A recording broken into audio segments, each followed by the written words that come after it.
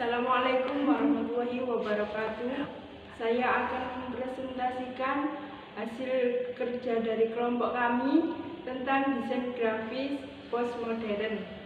Kelompok kami terdiri dari Sayyidah Ma'rifatus nomor NIM 224211036, I'anatul Ulia Aulanisa nomor NIM 224211022, M Nasrul Fatah nomor NIM 22421010.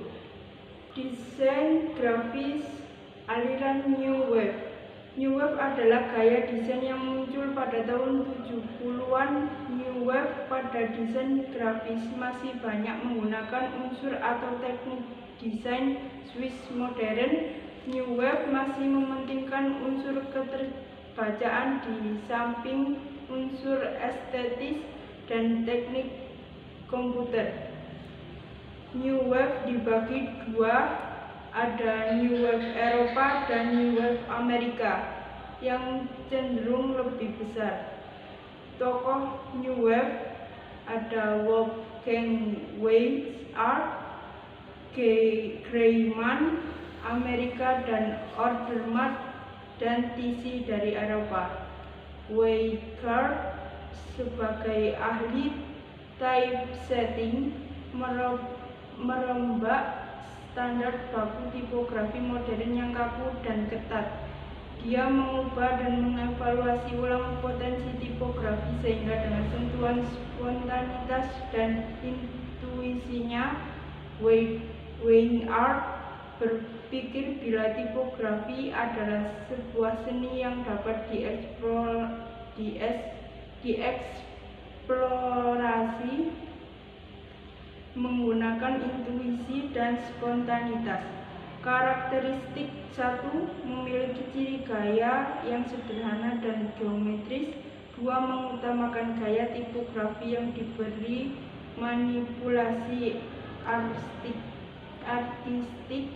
3. Dipengaruhi gaya Swiss style. 4. Memiliki unsur gaya grafis. Contoh karya New Wave ada dua. Contoh karya dari Wolfgang Weishart. Ciri-ciri karyanya menolak kerapian dan kebersihan dari desain dan tipografi yang diatur grid. Weishart menampilkan huruf-huruf yang beraneka ragam dalam satu kata, spasi yang lebar, menciptakan grid-grid dan kemudian melanggarnya dan mengatur huruf di dalam gambar.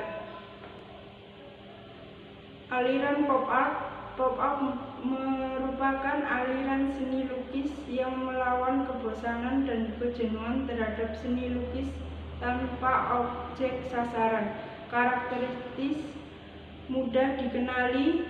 Pop art biasanya menggunakan gambar atau ikon dari media dan produk-produk terkenal, termasuk produk komersial seperti kaleng sup atau rambu-rambu jalan, foto selebriti, surat kabar, dan barang lain yang populer. Bahkan nama merek dan logo juga dimasukkan. Berwarna cerah. Pop art ditandai dengan warna-warna cerah, biasanya menggunakan warna primer seperti merah, kuning, biru, yang merupakan pigmen menonjol yang muncul dalam banyak karya yang terkenal. 3. Teknik yang inovatif. Banyak artis pop art terlibat dalam seni grafis yang memungkinkan mereka untuk membuat gambar yang cepat dengan jumlah yang besar.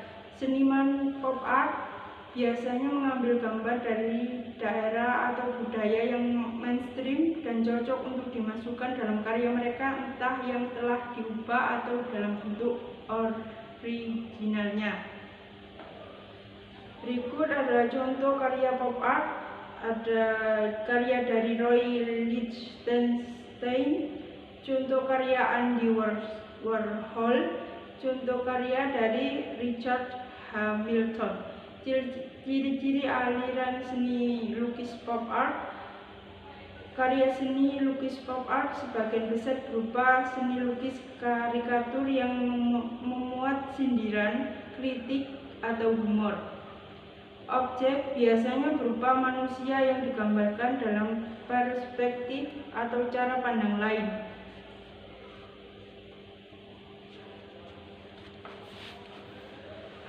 Aliran desain punk juga dikenal sebagai neo-ekspresionisme dan neo-dada, yang merupakan keturunan spiritual dari gaya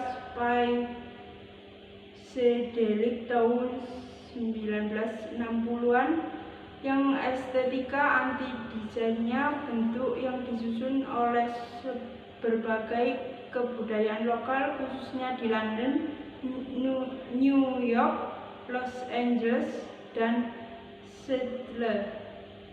Desain punk muncul pertama kali di Inggris. Tokoh-tokoh yang dapat dikelompokkan pada pengertian postmodernisme. Jamie Wright, desainnya yang terkenal adalah sampul album kelompok musik Sex Pistols, Neville Brody, David Carson, Gerd Dunbar, dan Studio Grapus. Karakteristik menggunakan kertas yang pinggirannya dirobek secara kasar. Gerakan punk menggunakan teknik kolase primitif, karya yang cenderung memberontak, banyak yang mengekspos kolase, dan sebagian dengan menggunakan media komputer. Berikut adalah contoh karya punk. Ciri-ciri karya punk. Untuk gambar pertama, memanfaatkan benda-benda temuan baik fotografi maupun tipografi, merancang berdasarkan surat kabar lama yang disobek dan dikolase menjadi satu desain. Untuk gambar kedua, ciri-ciri karya punk berkarakter berantakan, mengekspresikan anarkis, kekasaran, pemberontakan, kecepatan, dan penghematan. Aliran seni Swiss style tipografi, gaya desain grafis yang muncul di Rusia, Belanda, dan Jerman pada tahun 1920-an dan dikembangkan lebih lanjut oleh para desainer di Swiss selama tahun 1950-an. Gaya desain yang menekankan pada kerapian, keramahan mata, mudah terbaca, dan objektivitas. Pembuatan desain untuk tanda-tanda jalan, peta, dan iklan layanan masyarakat. Karakteristik: 1. Menjaga keseragaman dan geometri. 2. Menyediakan jarak yang lebih lebar, menggunakan grid system. Penataan informasi tetap minimalis, menggunakan sans serif font, menggunakan font ukuran yang berbeda, menggunakan fotografi yang efektif. Berikut 2 contoh karya Swiss style. Untuk gambar pertama, ciri-ciri karya Swiss style: warna, manipulasi teks, dan perangkat abstrak juga dikombinasikan dengan bentuk untuk menghasilkan kesan yang jelas kepada penikmatnya. Karya kedua menggunakan tipografi sans serif, pada umumnya struk tunggal, artinya memiliki kuas yang besar dan ukuran struk. Bentuk umum dari jenis ini adalah jenis huruf Helvetica.